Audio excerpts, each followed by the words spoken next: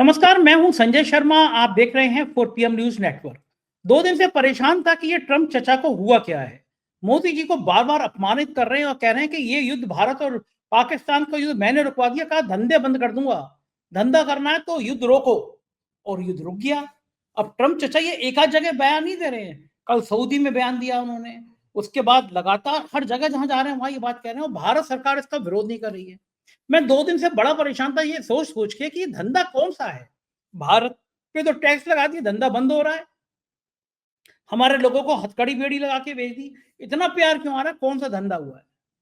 फिर आज जाके मेरा भ्रम खत्म हुआ जब पता चला कि कतर में ट्रंप पहुंच रहे हैं और अपने अंबानी भैया भी जा रहे हैं। मोदी जी के प्यारे भैया अंबानी भैया कतर जा रहे हैं, वहां अंबानी भैया ट्रंप से मुलाकात करने वाले हैं। तब आपको भी समझ में आ गया ना। ट्रंप कह रहे हैं धंधा करना है तो चुपचाप रहो, मैं जो कह रहा हूं वो करो। धंधा किसका करना है? अंबानी भैया ट्रंप से मिलने जा रहे हैं। तो मोदी जी के प्यारे दोस्त सही रहने चाहिए, सुरक्षित रहने चाहिए, धंधा उनका चलना चाहिए। अभय दुबे जी से मैंने ये सारी बातें पूछी हैं। अब पूरा युद्ध की विभीषिका आपके सामने नजर आ जाएगी। डरते डरते मैंने अभय जी से राफेल के बारे में भी पूछा है कि राफेल की कहानी क्या चल रही है। इन सारे मुद्दों पे बातचीत की है, बहुत शानदार बातचीत है, मुझको यकीन है बहुत पसंद आएगी। पहले चैनल को सब्सक्राइब और ज्वाइन करिए। चलते हैं अभय दुबे जी के पास। 4 PM न्यूज नेटवर्क में स्वागत है अभय दुबे जी आपका। ये ट्रम्प चचा जो युद्ध विराम के बाद बार बार मोदी जी को परेशान कर रहे हैं और कह रहे हैं कि भाई मैंने रुकवाया। उन्होंने गए सऊदी में और शेख के सामने, वहां के राजा प्रिंस के सामने फिर ये बखान किया कि कैसे लड़ रहे थे बच्चों की तरह। भाव ये था कि बच्चों की तरह लड़ रहे थे। मैंने कहा धंधा करो, व्यापार करो, क्या लड़ रहे हो? मतलब जैसे प्रिंसिपल डांट रहा हूँ ना किसी बच्चों को कि क्लास में बहुत शोर मचा रहा है, मैंने कहा चुपचाप बैठ जा।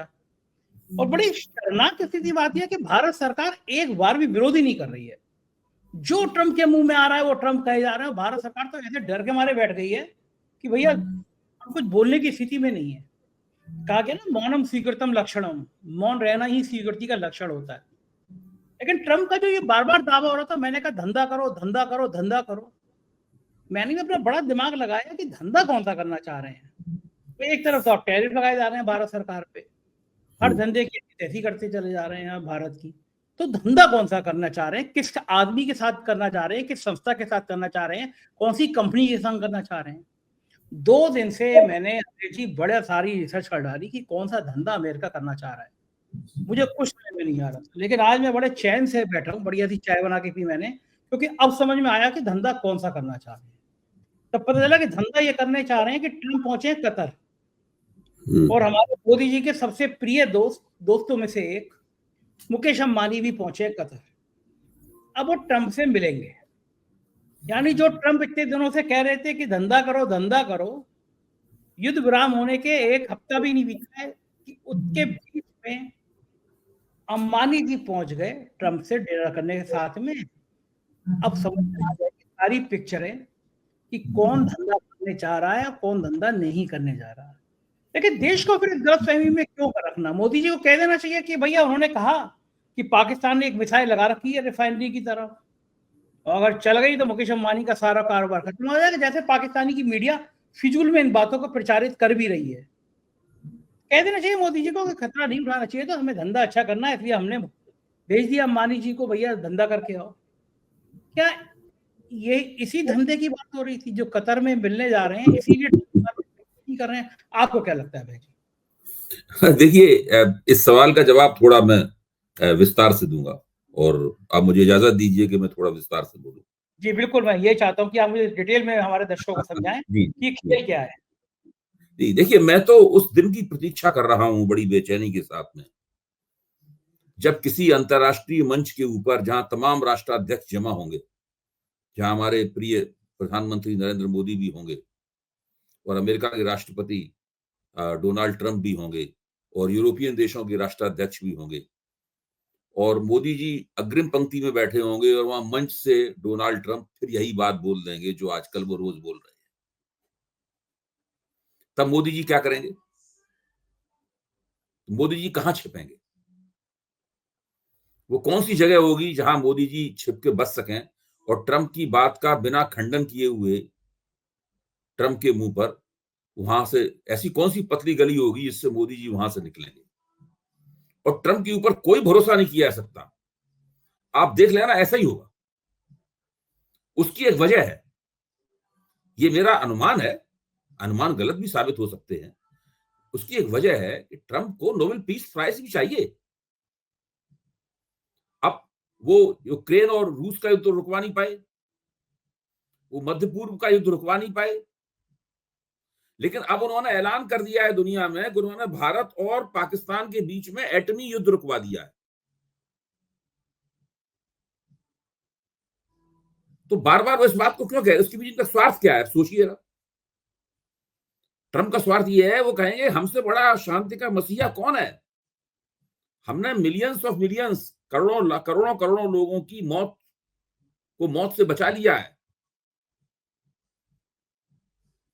और ये दोनों देश आपस में लड़े जा रहे थे, और ये न्यूक्लियर अल्टरनेटिव का जो एटमी विकल्प है उसका इस्तेमाल करने के बारे में सोच रहे थे, योजनाएं बन रही थी इसकी। और मैंने इनसे कहा कि मैं तुम दोनों का ट्रेड बंद कर दूंगा, अमेरिका से तुम्हारा ट्रेड बंद हो जाएगा, तुम लोगों की घंटी बज जाएगी। इसलिए ये दोनों घबरा गए, और ये जो आपस में लड़ रहे थे, इन दोनों में मैंने दोस्ती करा दी। और अब ये दोस्ती जो है, ये समझौता करा दिया युद्धबंदी का, और ये परमानेंट है, ये स्थायी है।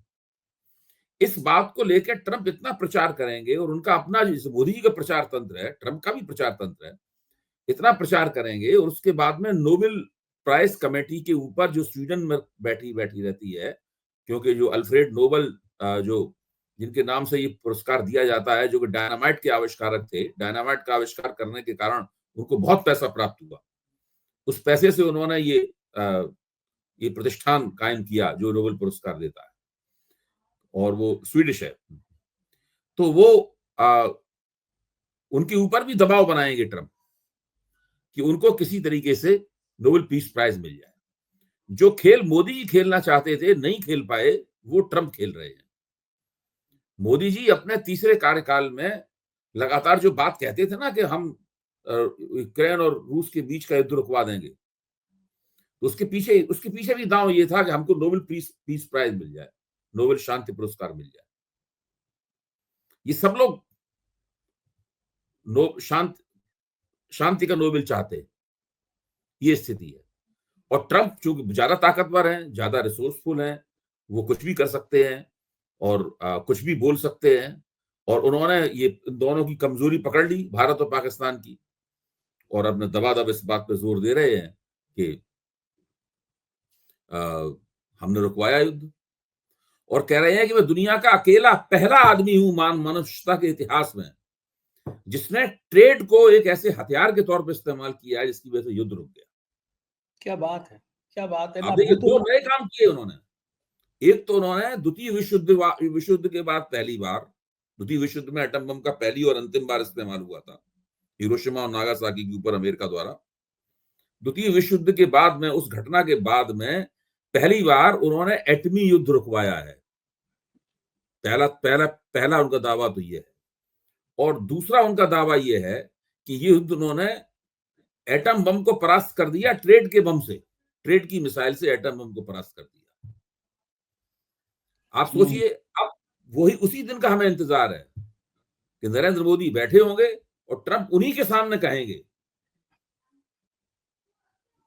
वो जो है, और मोदी जी के लिए मुश्किल हो जाएगा। फिर मोदी जी वहां चुप बने रहेंगे, इधर उधर की बातें करेंगे, फिर हिंदुस्तान लौट रहेंगे, विदेश मंत्रालय के प्रवक्ता से कहेंगे कि भाई जरा इस बात को थोड़ा इसका खंडन कर दो, नाम मत लेना हमारे दोस्त का, बिना नाम लिए अमेरिका का भी नाम मत लेना और उनका भी नाम मत लेना।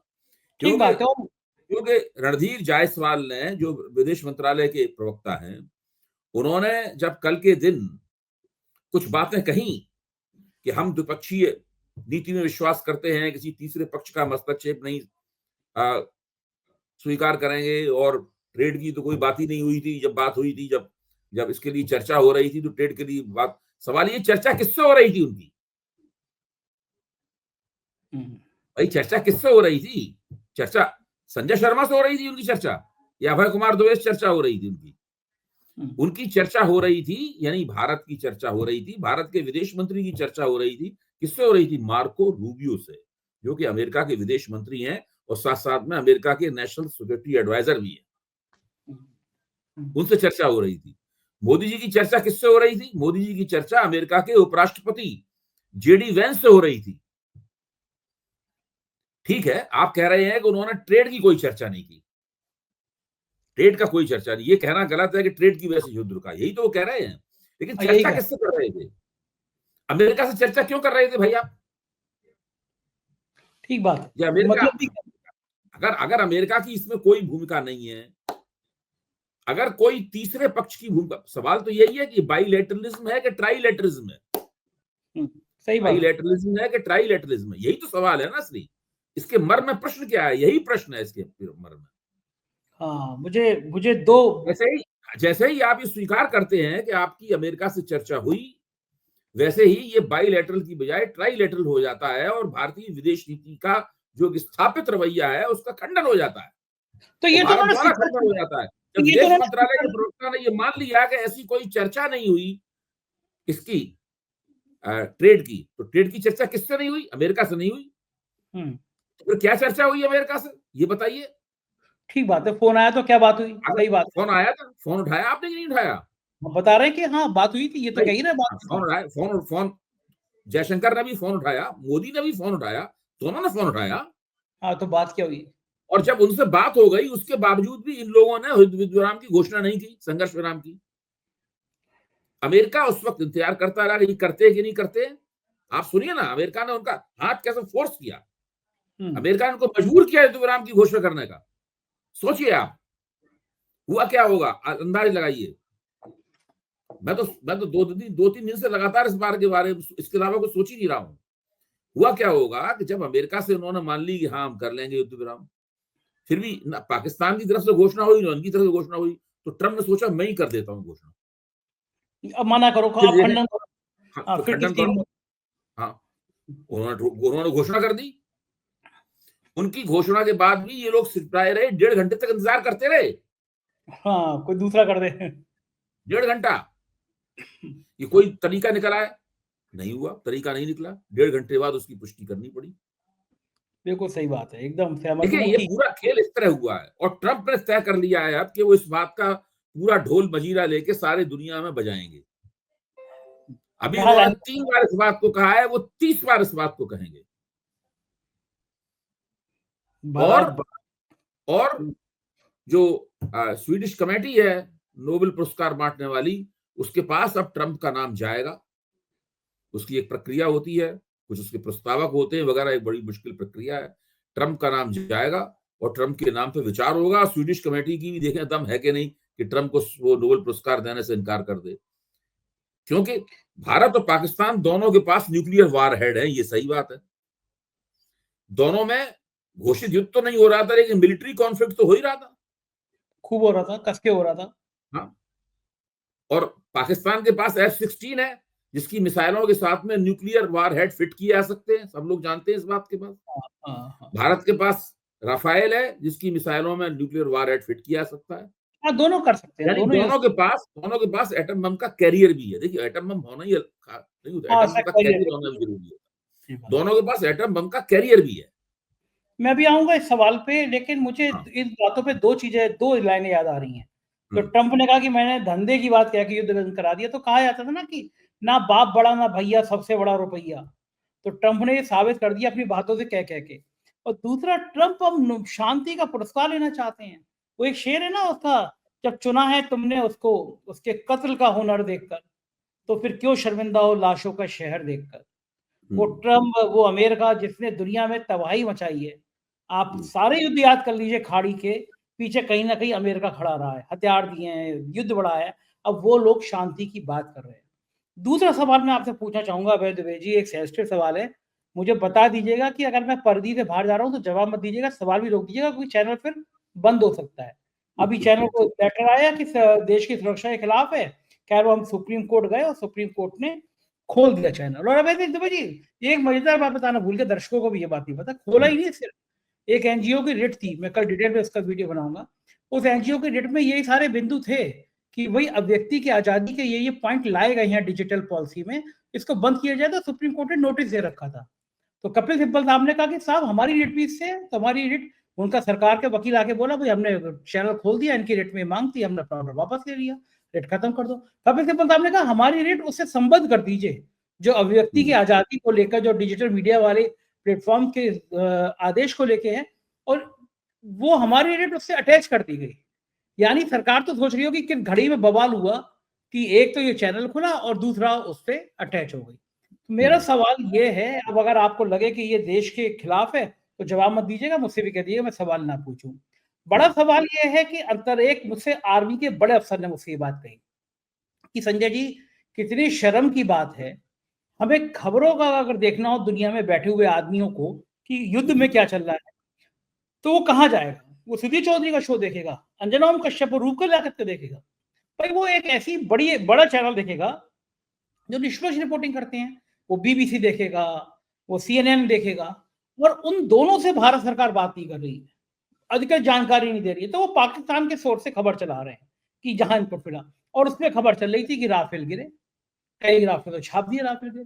अब मेरा सवाल ये है कि अभय जी, डरते डरते पूछ रहा हूँ, मैं फिर कह रहा हूँ कि अगर कुछ गलत हो तो आप बता कर दीजिएगा कि क्या अगर कोई व्यक्ति ये पूछ रहा है, टेलीग्राफी छाप रहा है भाई राफेल गिरा, तो क्या ये देश के खिलाफ है? पहली बात।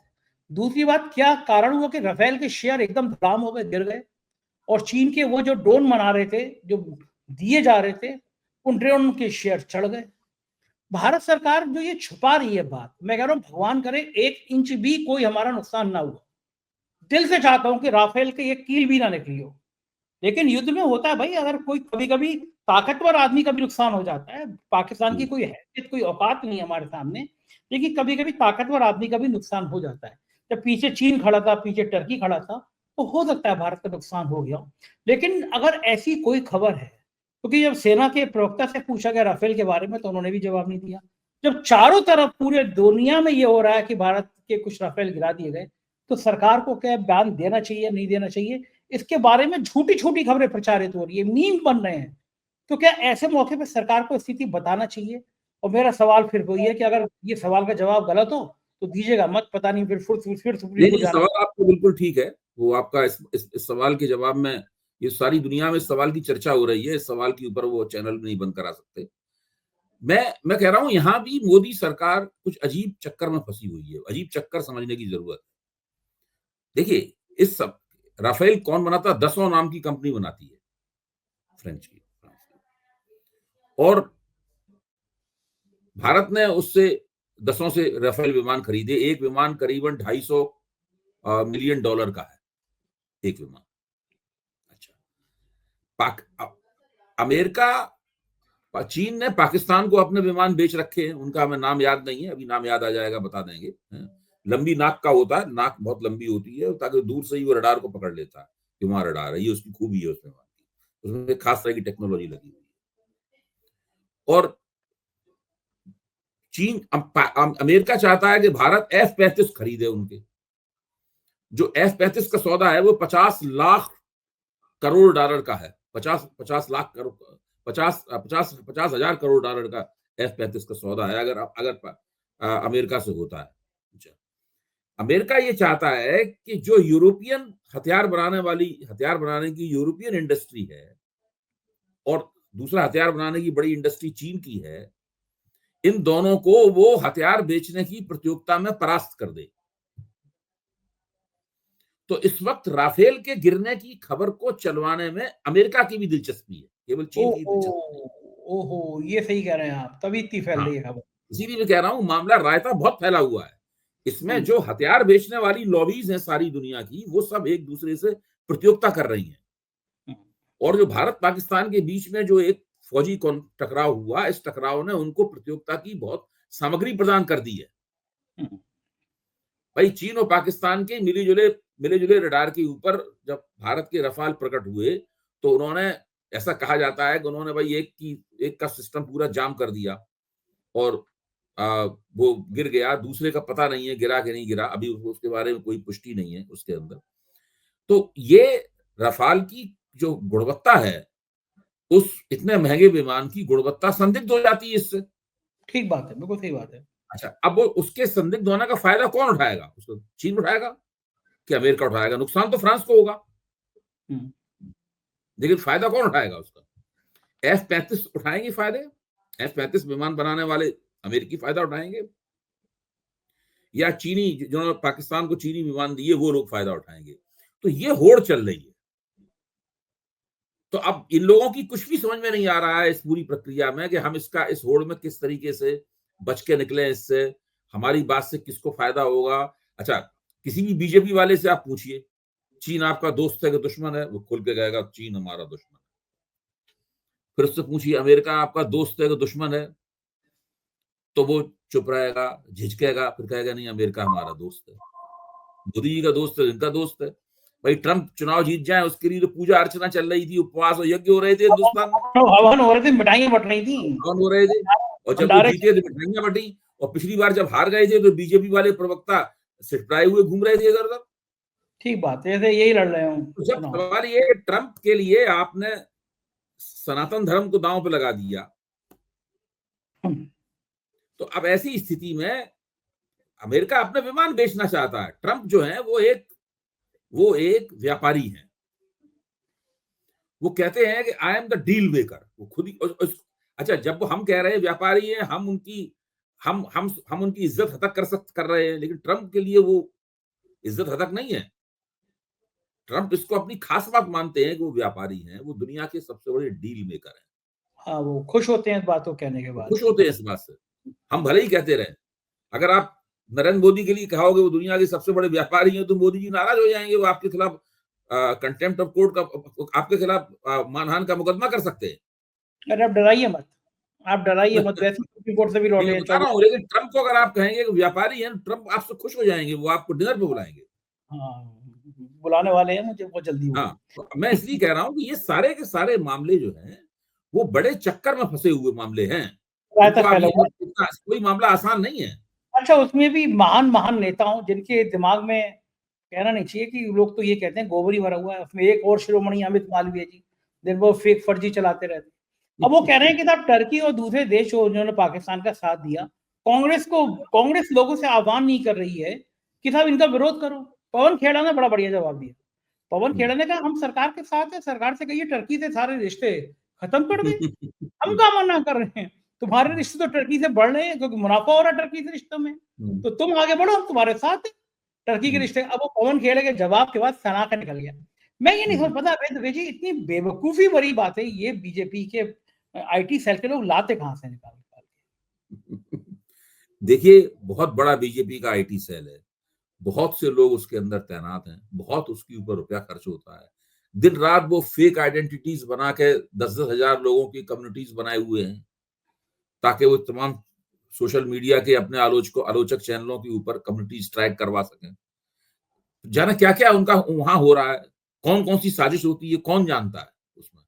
तो ये सब इतना सब करते हैं, उसमें एक आध बात तो गड़बड़ हो ही जाती है। अच्छा, दूसरा एक बताइए मुझे कि एक मंत्री हैं, बहुत खराब शब्दों का इस्तेमाल कर रहा हूँ कि ये भारत का लोकतंत्र है वरना, और बहुत दिल के उदार लोग हैं भारतीय, वरना एक बेहुदा मंत्री कर्नल सोफिया के लिए ऐसी गंदे शब्द कह रहा है, मिनिस्टर कह रहा है। मतलब बहुत खराब बात है, मन में तो आ रहा है कि यानी क्या-क्या आ रहा है, बोल नहीं सकता मैं। अभी तक उसके खिलाफ कार्रवाई नहीं हुई, हाई कोर्ट कह रहा है इस पे एफआईआर करिए। देखिए, केवल एक ही इसमें कमी रह गई है कि भारत की जो सेना के पास अपनी मिलिट्री पुलिस होती है ना, हाँ, मिलिट्री पुलिस जाए, उनको गिरफ्तार कर ले, कोई रोक भी नहीं पाएगा। और सेवा करे फिर लाके, जैसे हाँ। यूपी के थानों में सेवा होती है वैसी फिर सेवा कर रहे मंत्री, सब ठीक होंगे। अच्छा, और दूसरी आप देखिए पता नहीं क्या कैसे-कैसे में अब यहाँ पे एक बलिया के एक नेता हैं, बढ़िया से नेताजी हैं। उन नेताजी का एक वीडियो वायरल हो रहा है। वो देखा है, महिला, मैंने देखा है, देखा ना, बड़ा देखा है, अश्लील देखा वीडियो है। महिला को गोद में हाँ, बिलाए हुए हाँ, उसके देखा अंदर है। रहे हैं और बड़े खुश हो रहे हैं। अब मंत्री जी से जब इतनी सफाई थी तो मंत्री जी क्या कह रहे हैं कि ये मेरी प्रतिद्वंदी केतकी सिंह के लोगों का कहना है, और आगे क्या कह रहे हैं, मेरी उम्र 70 साल है, मैं दयाशंकर सिंह जो परिवहन मंत्री है उनका रिश्तेदार हूँ, इसलिए मेरे खिलाफ साजिश की गई है। अब बीजेपी के वो में जिसका वीडियो, वो इतना प्रभावशाली आदमी है, लखनऊ में अगर आप फोटो देखेंगे तो लखनऊ की शिरोमणि तक उसके रिश्ते हैं। जो भी रिश्ते हो, अपनी जाति के नाते हो, वैसे रिश्ते हो। कह रहा है कि 70 साल का हूँ, भाजपा का नेता हूँ, सेम भाजपा का कार्यकर्ता हूँ, और महिला के संग वो जो वीडियो है हम दिखा भी नहीं सकते उसको। ये भारतीय जनता पार्टी के अंदर ऐसे एक आध दो नहीं है, रह के मैं तो मंत्री जी को भी जो उसने कर्नल पे बयान दिया उसी तरह आपत्तिजनक बारे में बात करना चाहता हूँ, जोड़ना चाहता असल में हूँ। मुझे इस बात को लेकर जरूर ताज्जुब होता है कि जो लोग खुली गड़बड़ी कर रहे हैं, जिससे बीजेपी को नुकसान हो रहा है, क्या आप बताइए जिन सज्जन का ये वीडियो आया है, क्या उससे भाजपा को कोई लाभ हो सकता है? बिल्कुल नहीं हो सकता। या उस बंदे ने जो कर्नल कुरैशी के खिलाफ, सूफिया कुरैशी के खिलाफ जो वक्तव्य दिया है, भोंडा वक्तव्य दिया है, क्या उससे भाजपा को कोई लाभ हो सकता है? कोई बिल्कुल लाभ नहीं नहीं हो हो सकता। सकता। हाँ, भाजपा की मध्य प्रदेश सरकार चिंतित है, भाई इसको क्या किया जाए, इस बंदे का माफी भी मांगी तो उसने अजीब तरीके से हंसते हुए माफी मांगी है, और इसको निकाला जाए कि न निकाला जाए, क्या इसके पता नहीं कहाँ उसके तार हैं। वो जो मुख्यमंत्री महोदय हैं वो सिटपटाए हुए हैं, इसको निकाल दिया कि ऐसा ना हो इससे हमारे नंबर कट जाए। हाँ, ठीक बात है, वो डर तो लग ही रहा है कि तो हो ना जाए। अब वो नहीं, इसमें भाजपा को चाहिए ऐसे लोगों से छुटकारा प्राप्त। देखिए, अगर और कोई पार्टी होती तो वो जो पहलवानी के नेता हैं, जिन्होंने महिला पहलवानों के साथ जो किया, जिनका मुकदमा, हाँ, सेक्सुअल हाँ, सेक्सुअल यौन दुर्व्यवहार का मुकदमा चल रहा है उनके ऊपर, ब्रिजभूषण शरण सिंह के ऊपर, उनसे अब किसी पार्टी ने छुटकारा पा लिया होता, कर्नल सूफिया कुरैशी के खिलाफ उल्टी सीधी बातें वाले से छुटकारा पा लिया होता, ये जो एक बार डांसर को अपनी गोदी में बैठाए हुए उसके साथ में गंदी हरकतें कर रहे हैं, उससे छुटकारा पा लिया होता। एक सेकंड लगता है ऐसे। अच्छा, इन नेताओं की वजह से कोई भाजपा को वोट मिलते हैं क्या? क्या होगा? माहौल खराब भाजपा हो। का एक वोट नहीं कटेगा। अच्छा, पता नहीं ऐसे कैसे। समय में, अच्छा आखिरी हाँ। सवाल है, ऐसे समय में जब ट्रम्प चचा लगातार एक के बाद एक भारत को अपमानित कर रहे हैं, हम्म, भारत इस युद्ध के बाद में भारतीय जनता पार्टी, भारत गलत बोल गया मैं, भारतीय जनता पार्टी इस युद्ध के खुशी में तिरंगा यात्रा निकाल रही है। हम्म। क्या कहना है आपका? देखिए, भारतीय जनता पार्टी तिरंगा यात्रा निकाले वो ठीक है। अगर भारत सरकार ये मानती है, जो कि, और भारत की सेनाएं भी सही मानती हैं, मैं सहमत हूं उनकी बात से, कि भारत का इस लड़ाई में भारत का हाथ भारी रहा, भारत ने पाकिस्तान को बहुत नुकसान पहुंचाया, एक सबक सिखाया, बदला लिया, ये सब बातों को मैं भी मानता हूं। तो फिर भारत सरकार को चाहिए कि एक विजय दिवस घोषित करे। तिरंगा यात्रा क्या मतलब है? अच्छा, एक काम भारत करते हैं, एक मिनट, एक एक विजय सुझाव, दिवस घोषित करे तो सारा देश भाग ले। और उस विजय दिवस का बड़ा एक आयोजन हो, मुख्य अतिथि ट्रम्प बनाए जाए उसके, हाँ। ट्रम्प आके नहीं, वो तो खैर ठीक है। लेकिन मैं कह रहा हूं भारत सरकार को चाहिए, जिस तरह पाकिस्तान में एक सेलिब्रेशन डे हुआ है, तो भारत को अभी चाहिए विजय दिवस घोषित करना चाहिए पाकिस्तान के ऊपर। और तो ये कुछ ऐसा करना चाहिए उनको, वरना क्या छवि क्या जा रही? छवि जा रही कि पाकिस्तान तो उत्सव मना रहा है, जश्न मना रहा है, और भारत के अंदर बहस चल रही है कि क्या हुआ क्या नहीं हुआ। ये नहीं, आपका सुझाव सही है, विजय दिवस होना चाहिए। बहुत बहुत शुक्रिया अभय जी, इतनी सारी जानकारी दी आपने, बातचीत करी, थैंक यू सर। ये थे अभय दुबे जी, और मुझको यकीन है आपको मजा आया होगा पूरी बात सुन के, क्या क्या कहानी बता रहे हैं ट्रम्प भाई और हमारे मोदी जी। जय ट्रम्प, अब की बार ट्रम्प सरकार, ये नारे उनको सपने में आ रहे होंगे। आपको लगता है आ रहे होंगे? बताइएगा जरूर, कमेंट करिएगा। शुक्रिया, थैंक यू।